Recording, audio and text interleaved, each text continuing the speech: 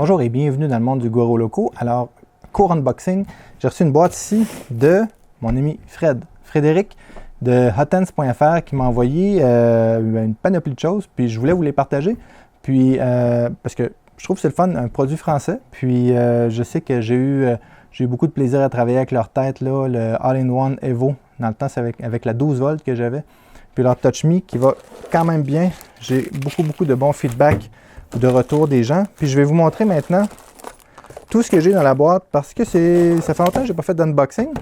Puis je me dis, tiens, pourquoi pas? Puis je trouve ça le fun quand les gens font des unboxings. Ça fait qu'une fois de temps en temps, j'aime ça en faire. Donc, premier, le classique, la tête All-in-One Evo. Sauf que celle-là, c'est la 24 volts et je vous la montre. C'est la nouvelle version qui vient avec les fils et le connecteur. C'est des très bons fils. Hein? Alors, le ventilateur qui est à roulement à billes, 24 volts. Alors, normalement, on voit DC brushless, mais lorsqu'on veut un petit peu de qualité, bon, il va avec des roulements à billes. On a un petit clip que je vais découvrir pourquoi, éventuellement. Puis, on a la buse elle-même. Attends, je vais vous la montrer. Alors, on a ça ici. Alors, avec le petit capuchon en silicone que je vais tenter d'enlever sans rien briser pour vous montrer la buse de chauffe. La buse de chauffe, en passant, qui est la tête de chauffe, qui est 12 et 24 volts, dépendamment comment vous connectez les fils qui sont là. Donc, ça, c'est la céramique de chauffe, c'est tout petit. Puis ici, ça se connecte de la même façon qu'un E3D V6. Donc, le connecteur est de la même grosseur. Si vous avez un 3D V6, c'est facile à connecter dessus. Puis, on a toutes les connecteurs qui sont ici, qui sont faciles à connecter. La sonde de température qui est directement dans la buse normalement. Il y a un trou dans la buse, mais non, lui, il prend vraiment où le petit bloc de chauffe. On voyait un trou ici, là. Dans la version 1, on pouvait mettre la sonde de température directement dans la buse.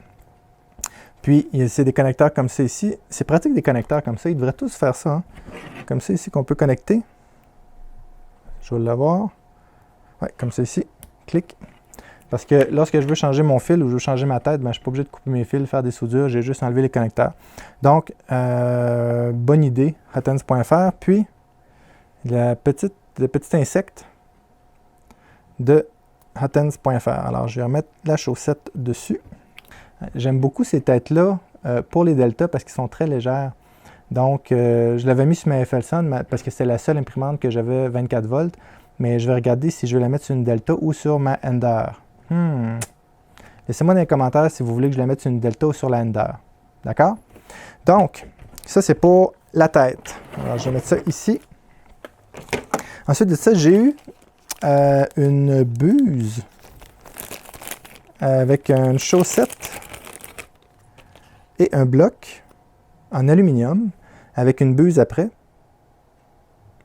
Je ne sais pas si eux font les blocs ou quoi, mais il m'a envoyé une tête style E3D, puis avec une buse nitro. En passant, les buses nitro, si vous les avez jamais essayées, essayez ça.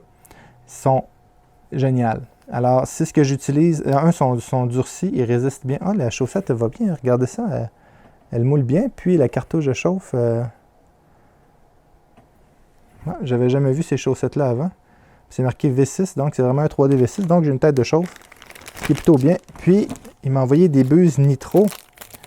Alors, mes buses nitro qui sont, je vais vous dire, mes buses préférées. Alors, c'est des formats différents. Mais je ne me rappelle plus les points, qu'est-ce qu'il veut dire. Je ne sais pas si vous voyez, ici, il y a un point. Celle-ci a 2 points. C'est dur à voir, là, mais sur la bague, là. Celle-ci a 1 point. Et celle-ci a 2 points. Donc, je crois que c'est du point 4 et du point 6 selon moi. 1 point, c'est point 4, puis 2 points, c'est point 6. Laissez-moi regarder sur Internet, je ne me souviens jamais. OK, alors, c'est bien ça. Les points 25 mm n'ont pas de point dessus. Les points 4 mm ont 1 point. Les points 6 ont 2 points. Les points 8 ont 3 points. Puis les 1 mm ont 4 points. Donc, puis faites attention, ceux-ci, ils ont un trou. Alors, ce n'est pas un point. Alors, ça, c'est un point. Ça, c'est un trou. Je ne sais pas si vous arrivez à voir, là, mais le trou, c'est fait pour mettre une sonde de température. Donc, ne vous trompez pas. Donc, Hotens, puis il y a de la tâche que je ne veux pas perdre. Merci beaucoup pour les buses nitro. Je les utilise quand je remplace une buse, je la remplace par une nitro parce que j'ai jamais eu de problème puis ils sont très précises. Donc, puis en passant, ça va pour toutes les buses 3D, pour tous les blocs 3D, ça fonctionne dessus. Ensuite de ça, qu'est-ce que j'ai? Alors, un autre cadeau avec un paquet de fils, bien emballé toujours. C'est le fameux Touch Me. Alors, pour ceux qui ne savent pas comment ça fonctionne, alors quand l'aimant approche, ben, là, je ne tiens pas au niveau, là, mais ça fait tomber le palpeur. Puis, le palpeur vient mesurer la hauteur du bed, là, comme c'est ici. C'est juste qu'il faut le tenir au niveau, puis là, moi, je ne suis pas au niveau. À la fin du cycle, la bille est retombée, ben, ça aimante après, puis je suis bon pour continuer. Donc, Touch Me, je vais réattacher ça, puis ça vient aussi avec tous les câbles et les vis requises. Maintenant, vous connaissez le PTFE Capricorne qui est très très précis. Puis Frédéric m'a envoyé des collants de Hotens, beaucoup de collants de Hotens, de Capricorne, puis aussi ça ici, qui est le MagFit, je crois.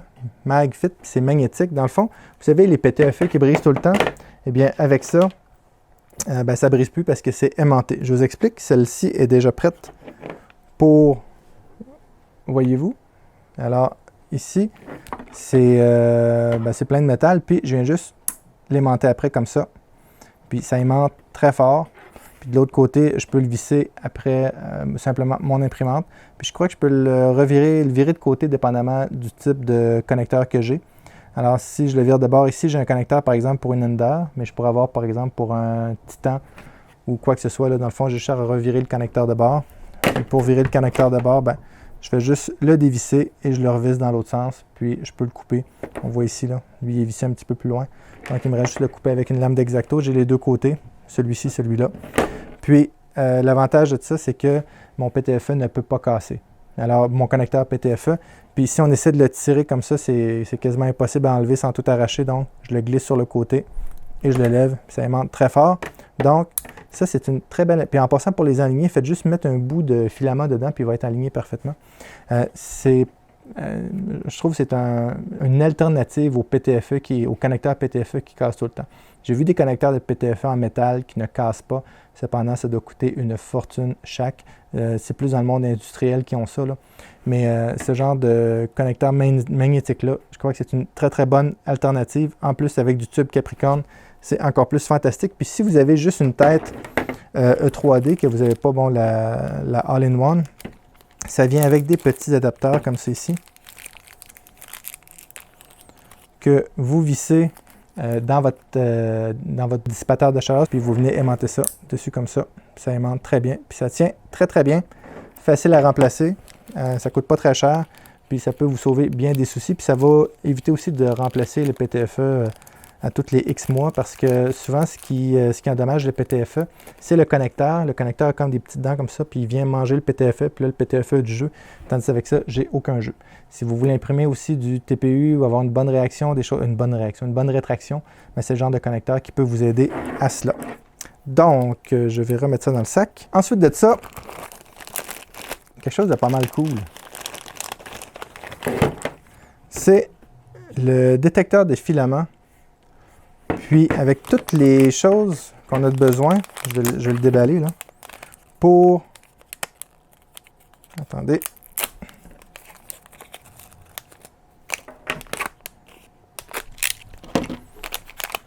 Détecteur de filaments et tout ce qu'il faut pour le connecter sur la Ender 3. Donc, ça ici, c'est pour programmer la Ender 3. Ça ici, c'est un petit adapteur que je mets après ça pour changer le firmware de la Ender 3 là, avec le board d'origine. Puis ça ici, je viens le placer entre la carte mère et l'écran. Puis ça me permet d'utiliser un détecteur de filaments sans avoir à sacrifier quelque chose. Je crois que la seule chose qui est sacrifiée là-dedans, c'est le petit haut-parleur qui fait des bip-bip. Alors, c'est utilisé pour ça. Puis je crois que le firmware est sur le site de hotens.fr. On voit ici, le filament passe dans ce sens-là. Et puis, c'est des petits trous en métal, ce qui est plutôt bien, parce qu'en plastique, ça pourrait user assez vite. Puis, ça vient même avec la grosse vis ici pour le fixer, je ne sais pas encore où, mais je vais le trouver. Alors, je n'ai pas encore regardé les instructions parce que je viens de les avoir. Puis ça vient avec toutes les vis requises pour l'installation. Donc, détecteur de filament sur la Ender 3, il y en a beaucoup qui l'ont demandé. Ben, si vous vous demandez comment faire, ben, le Hotens.fr le fait. Il faut faire attention. Si vous avez un BL Touch sur votre Ender 3 avec la carte mère d'origine, peu importe que ce soit la 1.1.4, 1.1.5 ou d'autres modèles de Creality comme ça, il faut savoir que je ne peux pas mettre le BL Touch ou le Touch Me et le détecteur de filament. Je vous explique pour moi. Ben, peut-être le Touch Me, mais en tout cas, pas le BL Touch. Je ne peux pas mettre un BL Touch et un détecteur de filament parce que la carte n'a pas assez de mémoire pour gérer les deux. Donc, il faudrait regarder avec le Touch Me. Peut-être que le Touch Me prend moins de mémoire sur la carte, mais je sais que BL Touch ou 3D Touch ou tout ce qui s'appelle D-Touch quelque chose, sauf le Touch Me, puis détecteur de filament, ça ne va pas ensemble, il n'y a pas assez de mémoire. Donc, mais peut-être que le Touch Me, si vous le savez, il y en a-tu qui ont présentement un Touch Me et un détecteur de filament sur leur imprimante en même temps sur une Ender 3? Et si oui, avec une des cartes d'origine, évidemment. L'autre chose. Alors, le kit n'est pas complet. J'attends des pièces. Mais c'est un tout petit stepper. Alors, tout petit. Vraiment tout petit. Il est mignon comme tout.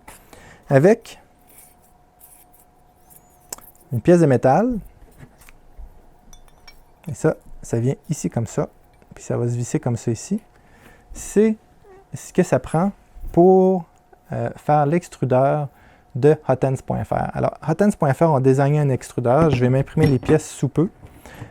Aussi, Frédéric n'avait plus le système de gear là, pour les BMG parce que c'est un système de gear comme un Bondtech. Là, il y a du petit styrofoam partout. Je vais rester collé avec ça pour la semaine. Puis, ça vient aussi avec toutes les vis et le quincaillerie nécessaire. Alors, je vais télécharger les plans, je vais m'imprimer ce qu'il faut, puis je vais mettre les gears dedans. J'ai commandé les gears ça vient de la Chine parce que ça ne me tentait pas de commander un extrudeur à 90$ juste pour avoir les pièces à l'intérieur. Donc, j'ai commandé les pièces sur Internet, mais ça va prendre quelques semaines à arriver. Donc, ce projet-ci va tarder un petit peu justement parce que je n'ai pas les pièces du BMG en main. Mais dès que je les ai, je vais faire une vidéo là-dessus. Donc, j'aimerais savoir votre avis sur est-ce que j'installe la buse AIO All-in-One, la version 2 sur une Ender ou sur une Delta. Je pense que préférablement, je l'installerai sur une Ender. Je vous explique pourquoi. Parce que j'en profiterai pour installer le Capricorn et le détecteur de filament, tout sur la Ender. Les firmware sont déjà faits. Puis, je pourrais regarder en même temps si je peux mettre le Touch Me en même temps que le détecteur de filament. Puis, l'extrudeur est pour la Ender. Donc, tant qu'à ça, je crois que je vais simplement modifier au complet une Ender 3. J'ai une Ender 3 qui est quasiment stock ici. Toutes les pièces sont stock, c'est juste les gaines qui sont changées. Donc, je crois que je vais prendre elle et je vais la transformer en Ender 3 de Hotens.fr. Qu'est-ce que vous en pensez? Donc, merci beaucoup Fred de m'avoir envoyé ces pièces-là. Je vais m'amuser beaucoup dans les prochaines semaines. Si vous avez, je sais que parmi vous, il y en a qui ont déjà transformé leur Ender avec la All-in-One, tout ça. Si vous avez des recommandations à faire, si vous avez des conseils à me donner, des choses, des modèles par exemple pour mettre la All-in-One après la Ender ou détecteur de filament ou peu importe sur Thingiverse ou que vous avez fait, ben partagez-le moi. Je vais faire ça dans les prochaines semaines. Puis si vous avez des conseils, moi je suis preneur. J'aime toujours avoir des conseils pour améliorer mes choses. Donc, j'attends vos conseils là-dessus. Sinon, ben, je vais faire comme je pense, puis je vais voir qu'est-ce que ça donne à la fin. Donc, j'espère que vous avez aimé la vidéo. Je veux remercier beaucoup Hotens.fr. Je veux remercier aussi les supporters de la chaîne qui sont ceux-ci.